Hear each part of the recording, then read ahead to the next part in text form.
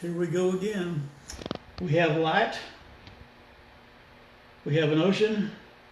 Lots of water. We have an Elohim. So what is the Elohim going to do next? Where are we at? What verse is this? Okay, this is verse 6. Okay. Vayomer Elohim yehi rakia b'toch hashamayim, vayehi mavdil bein mayim lamayim. Vayas Elohim et harakia, vayavdel bein hamayim asher mitachat larakia, uvein hamayim asher me'al rakia, vayehi chen. Vayar Elohim larakia shamayim, vayehi erev, vayehi boker yom sheni. So what does that? How does that translate in an English translation? Okay, so this Elohim, right? Yehi rakia b'toch. So it calls, even though I know there's not an it, I do that. A rakia, okay? A rakia so what's a rakia? Well, here it says an expanse, which does not help at all when you're trying to translate this. Of course, if you dig deeper into the word rakia, it means a beaten metal dome. Something you've beaten out, like a piece of jewelry or something. It's like one of those colanders, yeah. that you put pasta, it's a, right. It's a half kind of dome. And again, we have to go back to let them know when ancient people looked up, I mean, they saw the stars and everything, but to them, up there was this primordial ocean.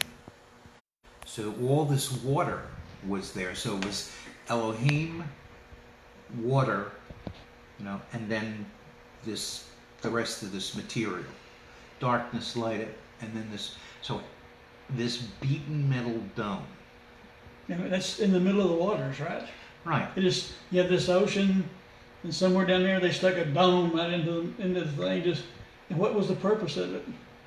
Well, the dome creates a living space, because you can't have life, at least the way we know it, as far as the life that's going to be created is not going to happen with just water. There has to be a place for life to occur. And so this Elohim has a plan, has an objective. He's trying to get from point A to point B to point C, and to get the life you're talking about, he has to create that space.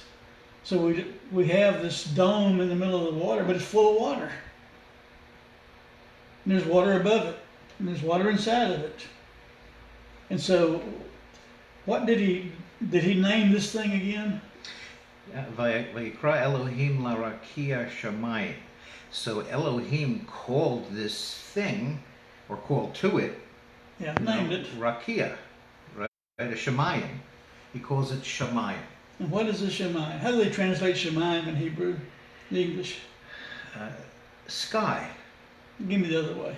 Heaven. Yeah, that's the big one. That's where I'm going.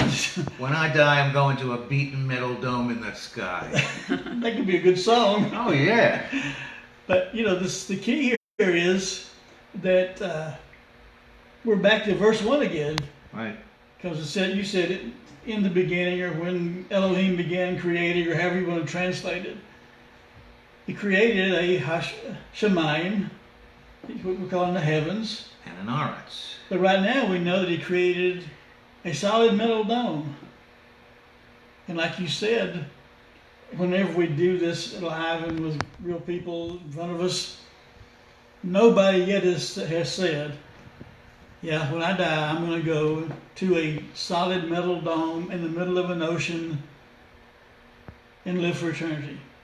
It's going to be very disappointing. Well, number one, because in most of our BS's, belief systems, heaven's where God exists. Well, here the Elohim lives in a space above the water, above the surface of the waters, and it's up there. So I just said God is not in heaven. I mean, that's a really profound thing, in a lot of the theologies. That's what hit us when we were studying this. Because now we have to deal with what the text told us. I guess you could say that in Jewish tradition, God is above nature, but God is also above everything else.